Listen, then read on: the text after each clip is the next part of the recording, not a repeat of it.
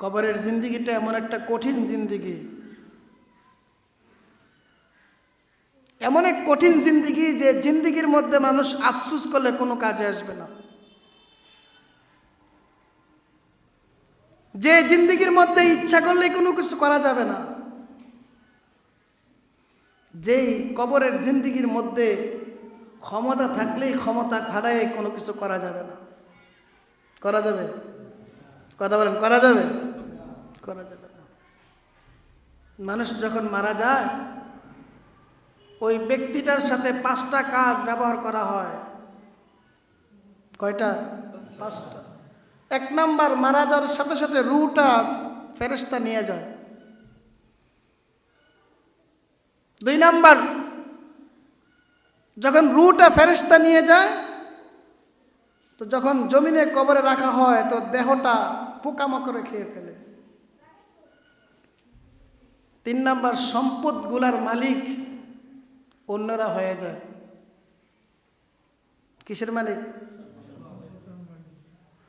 হাড্ডিগুলা তো আর পোকামাকড়ে খায় না, হাড্ডিগুলা মাটিয়ে খেয়ে ফেলে।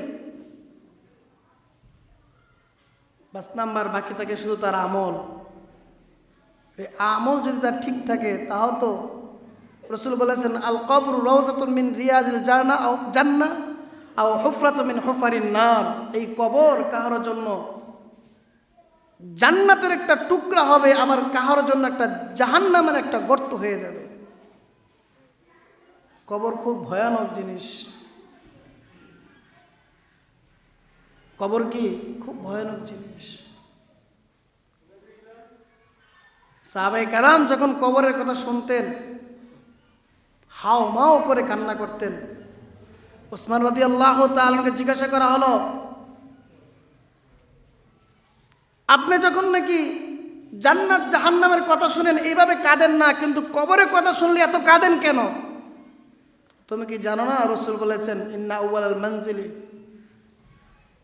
যে সর্বপ্রথম বান্দার যে স্থান হবে, জায়গা হবে, সেটা হবে কবর। কবর যার সাথে ভালো ব্যবহার হবে আশা করা যায় বাকি ঘাটিগুলো ভালো ব্যবহার হবে, আর কবর যার সাথে খারাপ ব্যবহার করবে বাকি সময়টা তার জন্য খুব খারাপ হয়ে যাবে। কিন্তু আমরা ইউহিব্বুনাল কুসুর, দালান কোঠা অট্টালিকা ঘর বাড়ির মধ্যে মোহাব্বত লেগে গেছে। ওয়ায়ানসুনাল কুবুর, আমরা কবরের কথা ভুলে গেছি। কথা বলেন ঠিক কিনা? এটা খুব খারাপ লক্ষণ। কবরের কথা ভুলে যাওয়াটা এটা ভালো লক্ষণ নয়, খুব খারাপ লক্ষণ।